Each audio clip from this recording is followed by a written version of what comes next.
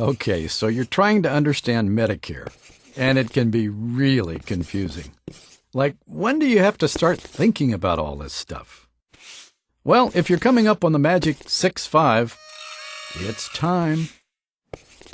Or if you're like a lot of us and retiring later, you're ready as soon as you don't have employer health insurance anymore. Maybe you already have a Medicare plan, but you're thinking about switching it up a little bit. No matter what's going on, you need to know some basics. So let's get started. Medicare has 4 parts: A, B, C, and yep, you guessed it, D. Plus there's this 5th thing called supplemental. We'll get back to that. So what do the letters really mean? Well, Part A is for when you go to the hospital. Paging Dr. Bender. And you get it just by signing up for Medicare. We have a whole nother video that explains signing up. For most, you get Part A automatically, and it costs you zero, nothing. Parts B, C, and D, on the other hand, are optional.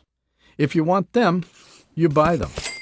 Part B is for when you go to the doctor. Stuff like routine physicals, blood pressure checks, tests, things like that. Part C, well, let's say you want to add eye care or dental coverage or something else. That's where Part C comes in. It's also called Medicare Advantage, and it's pretty cool.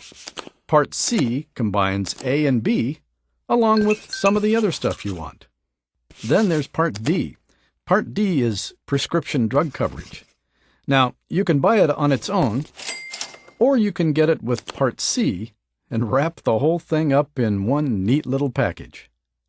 You can also buy a supplemental policy if you want. They're called that because they cover some of the costs not included in A or B. Well, there you go. Those are the basics.